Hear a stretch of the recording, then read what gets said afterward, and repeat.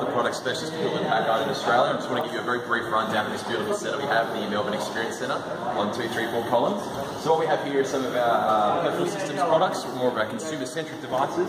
So you're going to see a bit of a range of products from our sort of mid-range all-in-ones through our Omen gaming machines. These are beautifully built, CNC built. Is that one, we're expecting an update on the Omen? We will get updates on the Omen. Not something you'll see this year. We're going to go to a fully redesigned product into next year. So that's all. So at the moment, the Star Wars laptop takes the place of like a proxy Omen at the moment.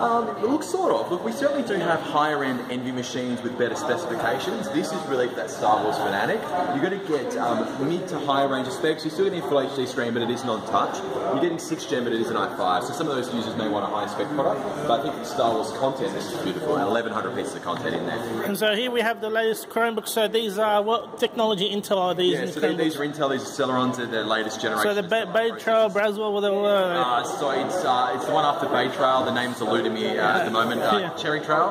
That's one of them. That's one of them. So it's the latest version. Tick it off the list. Whatever one they're going to now. You notice you've got this beautiful linear fibre sort of pattern. So there's more of a naturalist sort of design interiors with the fade out from the lighter purple or the lighter blue into the dark blue, and of course that goes all around the device. So there's a plastic or a... It is, yeah, it's a polycarbonate, so it's a plastic. Alright. It is like a moulded sort of. And so HP Chromebooks fanless.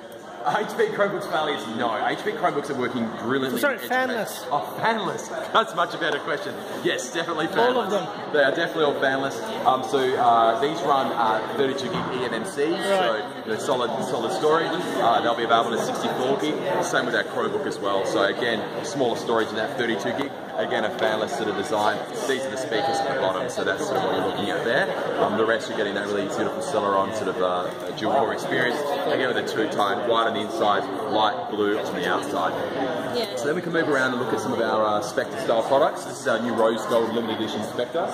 So it's been double dipped, so we actually treat the metal to give it that tinting, so it gives it the black or rose gold. So it's not paint, it's not gloss, it's not going to fade away, and it's going to give that really robust look and feel for a long period of time. But this is still aluminium. Still aluminium, still milled aluminium. So again, we cut it out of a block of metal. Every cut, every hole, every divot, every port has been milled out of that chassis. And again, it's then surface coated in black. It's not a paint finish. So if we want a fancy finish, we have to get a Spectre. You're not going to do an Envy, those different... So Spectre sits just above our Envy range in regards to its design pedigree. So you're going to get probably slightly nicer form factors, maybe a bit thinner, a bit lighter. And that's actually a really good segue over to our Spectre X2. So this is going to give you that same look and feel as what you'd expect on a premium Spectre product. In fact, it has the same keyboard. So it has that same milled keyboard, the same 1.5 mm key travel, and of course that brilliant IPS display with the double kick at the back on the laptop keyboard area.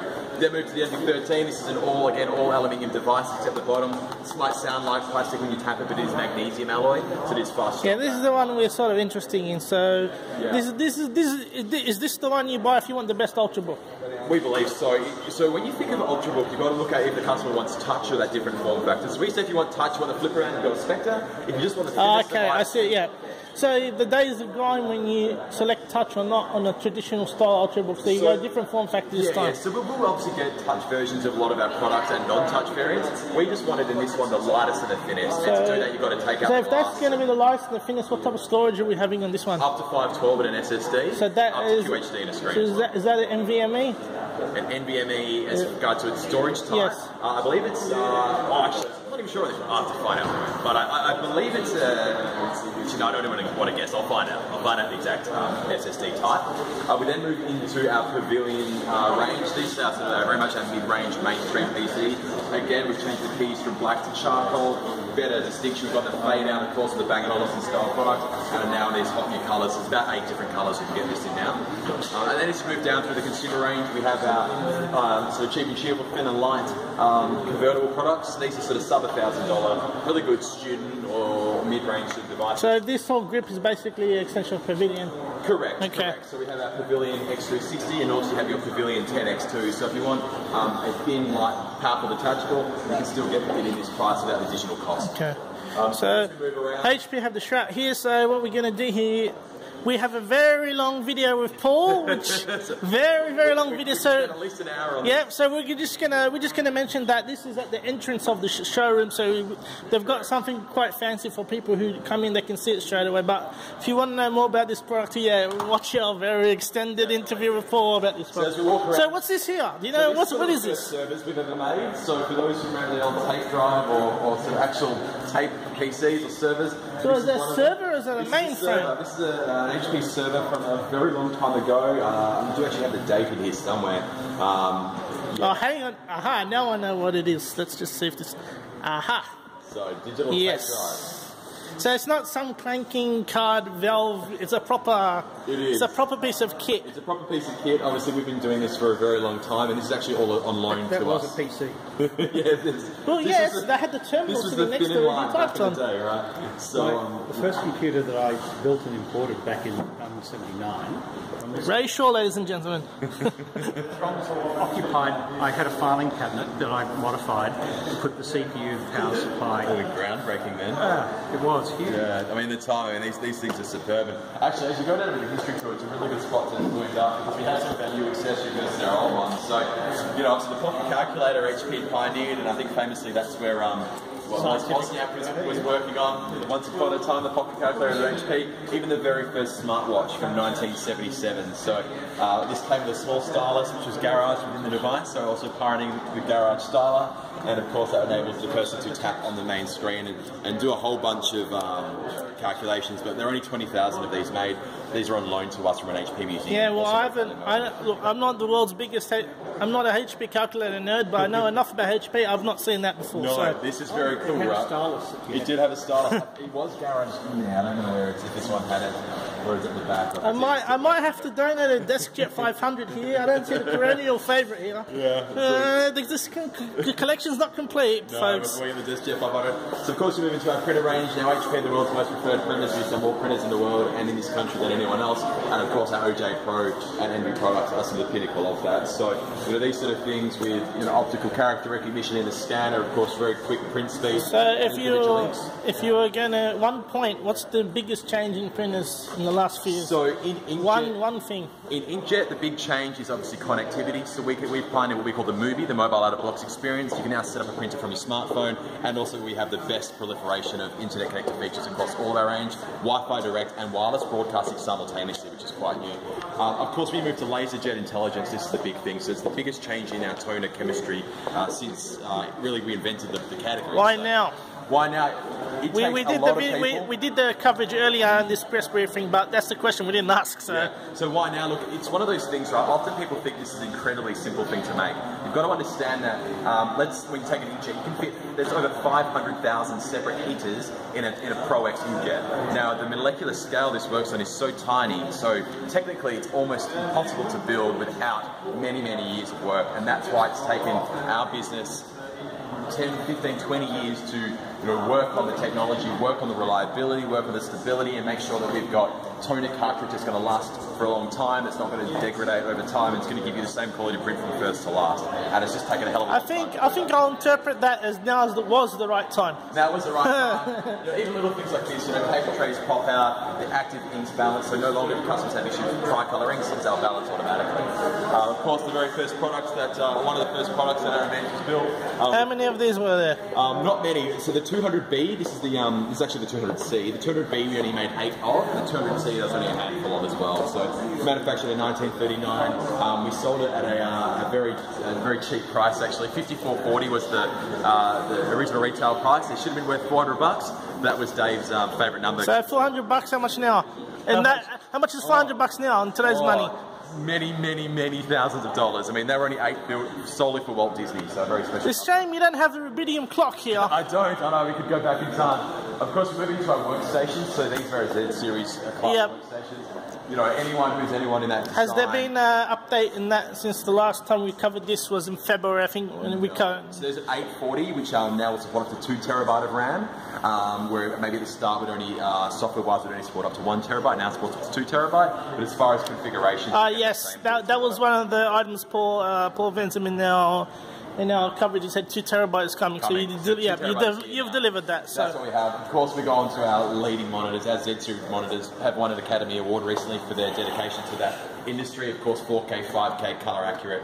You pick it, it's all yours. These are, of course, height adjustable devices, as you'd expect from our commercial customers. So is this the world's biggest printer here? It's pretty big, isn't it? Look, you certainly won't find this in everyone's home, but for our customers who require the largest of volume, the best of quality, the highest of speed, I mean, you can't look past our top-end printers. Not only do they have more drawers than I can even care to name, but they've got every type of paper If size. you had to guess, how much? 100K?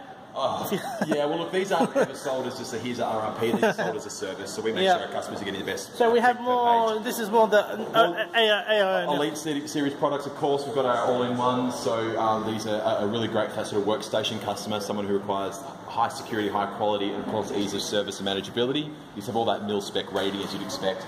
Even these sort of things, you know, the world's smallest in-class desktop.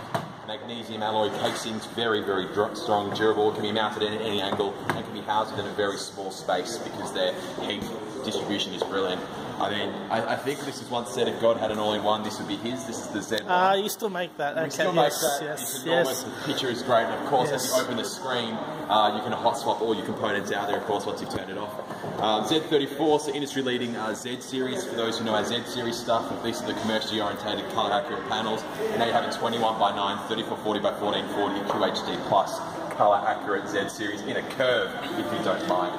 And that moves us over to our 840 that's running it. That's what is supporting 2 terabyte of RAM. Of course, you've got 16 RAM slots there, and not to mention 7 PCIe drives, as well as 10 hard drive bays as well.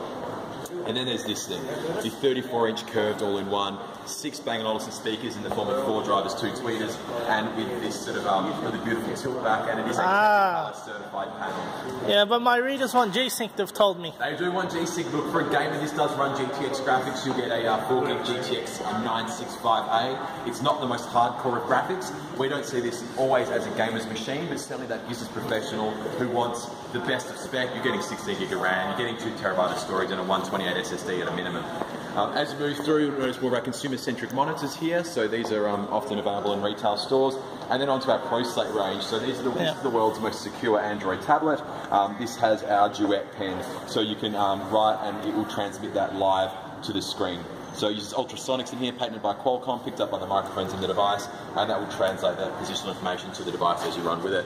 Now, as you go down through here, you've got our Z series products. So these are the mobile workstations. This is what, you know, this is the stuff that DreamWorks Entertainment, this is the stuff that West Coast Customs are using. This is what, you know, Disney used for their mobile professionals. The people that are needing the highest of quality, quadro graphics, proper workstation manageability and ability. And these ones here are the Haswell, the Broadwell, because we've done about 3 reviews on these so far. Correct. So this is the same stuff you've seen. There's nothing new to what you've already talked about. Of course, you get those mil-spec ratings. When would you expect Skylake for these and ProBook? I'm not too sure, actually. EliteBook, ProBook. So these would be more 2016, like Q1-ish. That sounds like a pretty good guesstimation, yeah. I'm not entirely sure. And last but not least, here we go, the ProBooks. I spoke too soon. Business mobility. So certainly we have the stuff here that all of our business customers have asked for. You know, in this detachable 2-in-1 space, they've wanted mil-spec products. They've wanted stuff that you can drop. They've wanted this hardcore, good build quality. Things like a fingerprint reader on some of these products.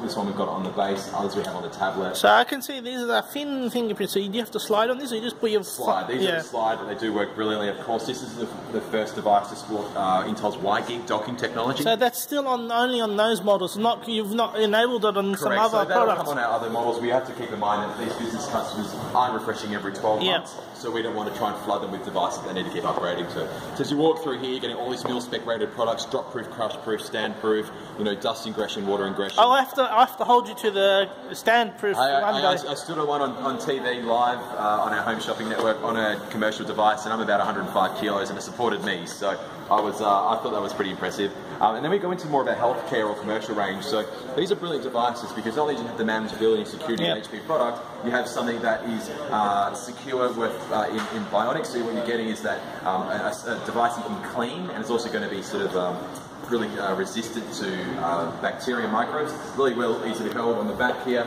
and that goes through a full range of products, including things with our docking stations, keyboards, and again, these have all that same manageability, crush-proof, drop-proof sort of stuff you'd expect from an HP commercial virtual device. Well, folks, that was Paul taking us through the showroom, and earlier we had Darren take us through the HP Experience Center itself. We're just giving you a pan around, and don't forget, you can actually pop in here. This is not just some secret, skunk works they've hidden away. HP actually does want you to come in, and Paul himself, he'll live in the, he extends a welcome to you. Always, come and see us at MEC.